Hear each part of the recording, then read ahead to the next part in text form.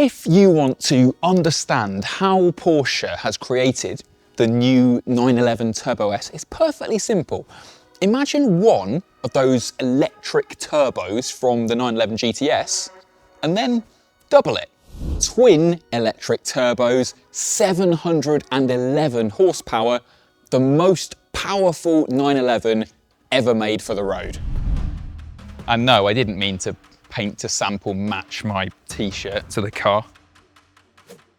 What I think we're looking at here is the closest thing to a daily driver hypercar since the Bugatti Veyron was invented. So stick around for the whole video and we'll explore how this mighty new engine actually works, the turbo's subtle new look, and I'll explain why Porsche's gone to the trouble of making this mad new engine to only end up with 11 more horsepower than they got from a twin-turbo 911 8 years ago.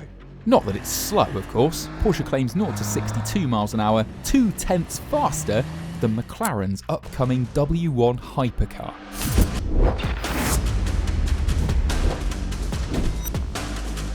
We'll get stuck into all the engine cleverness in a moment. First, let's speed run the looks. They do like to change how 911s look a little bit. So, they've deleted the extra indicator running light cluster down here, and now all the lighting functions are in the headlight. That means these intakes get bigger, more angular, there's a more aggressive line here, and the shutters from the GTS reappear, which close up when the car is in wet mode to keep the front brakes dry. You get the same extendable front splitter and active rear wing as before, but the 911 Turbo S now has 10% less drag. Wheels are in a colour called Turbo Night, which is exclusive to the Turbo and is repeated on the badges and some of the interior trim. But if you don't like these, you can have aero wheels with carbon fibre inserts. Inside those, 420mm carbon ceramic front discs, the biggest brakes ever fitted to a 911. They're the same size as the sort of brakes Bentley bolt to a 2.5-ton flying spur. Trademark turbo intakes reappear in your wider body shell. And then the business end, quite a lot has changed. For some reason, they've put braille underneath the taillights. There's these big new extractor vents making the car look wider and more aggressive at the edges, but I'm afraid deep in there, they are filled in. This isn't though. Huge vent under here taking hot air out of the intercoolers and the engine bay, and then new squared off exhaust pipes for the fully titanium exhaust system. That comes as standard and saves 6.8 kilograms. Now, this being a 911, I can't actually open the bonnet and show you an engine, but luckily they have got some naked ones just next door. Even though this is basically the 911 Turbo's facelift, the power plant has had a massive overhaul. No belts, new heads, new water pump, lighter crankcase, and a lower friction valve train. It's then all connected to the same 8-speed PDK gearbox with integrated e-motor as in the GTS. The 3.6-litre flat six climbs from 641 brake horsepower in the old Turbo S to 701 bhp here, or 711 metric horsepower. Torque remains the same at 800 newton meters or 590 foot-pounds, but don't feel shortchanged. You see, the old 911 Turbo S only made maximum torque from 2,500 to 4,000 RPM. The new one starts making that max torque 200 RPM sooner and then maintains it to 6,000 RPM. So they're aiming for meaty EV-like torque delivery, and thanks to those electrically assisted turbos, no lag. While the new E-turbos are bigger than in the old Turbo S, the blowers are actually smaller than the one in the GTS, with shrunken turbines and compressors. That means they spin up even faster, reaching 145,000 RPM, where the GTS T Hybrid's single turbo maxes at 125,000 RPM. And the result of that boost, the E-motor in the gearbox, all-wheel drive, and the classic 911 rear engine traction is hypercar speed.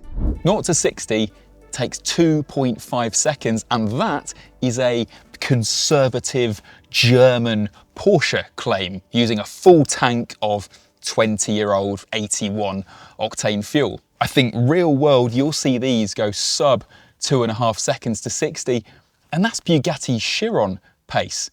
In fact, the engineers claim that if you lined up this car and the old 992 Turbo S on the line and drag raced them, by the time this got to 60 miles an hour, it would be 2 lengths ahead. And it keeps pulling away. By the time you get to 125 miles an hour in 8.4 seconds, the new Turbo S is half a second up on its predecessor, on its way to a top speed of 200 miles an hour. It's gains like that that have made it 14 seconds quicker around the Nürburgring than the 992 Gen 1 Turbo S. Well, if you've got the talent of factory test driver and literal Nürburgmeister, Jörg Bergmeister. But this is not the fastest street legal 911 by a long way, because the old 991 GT2 RS with Manthey racing accessories, well, that went round the ring a quarter of a minute faster still. Now I know, that was a stripped out road racer with loads of lightweight bits and tons of aero, but at heart, it was one of these, a twin turbocharged Porsche 911, and it made 700 horsepower with no hybrid bits.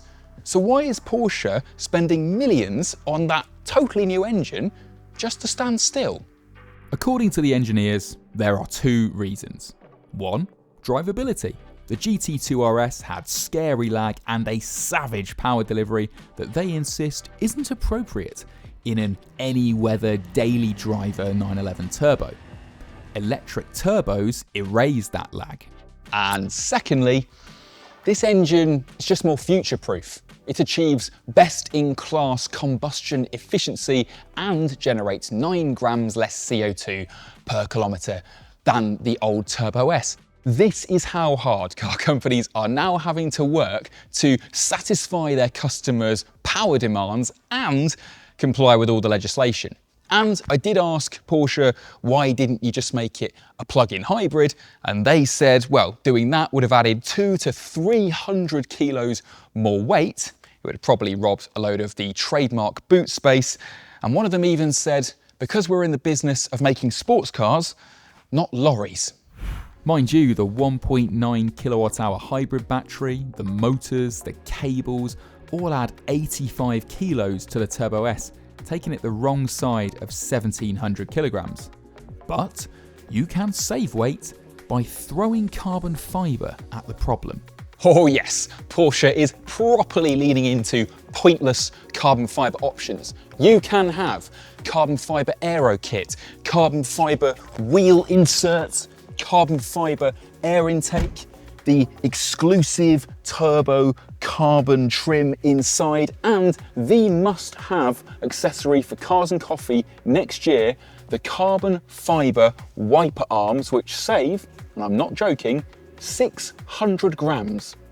Like all Gen 2 992s, it's gone fully digital in the instruments, and I still haven't forgiven Porsche for getting rid of the physical rev counter. I'm still not over them replacing the turnkey starter with a boring button. The cup holder is still all wrong, and the turbo's Achilles heel is that for £200,000, you get pretty much exactly the same interior as you get in a Carrera for £100,000.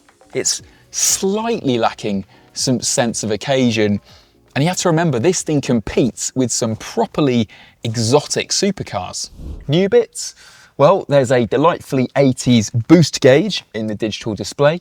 You can keep an eye on your battery state of charge down there. And for some reason, instead of getting them as standard, you have to spec the tiny back seats as a no-cost, no legroom option. Thanks for watching, and if you've liked the video, please give it a thumbs up and subscribe to the Top Gear channel for all our supercar first looks. Because you see, now Porsche's mastered this electric turbo wizardry with 1 and 2 turbos, they're going to want to see how far they can push it, aren't they? 700 horsepower. That's not going to be the limit. That is the Turbo S. New GT2, anyone?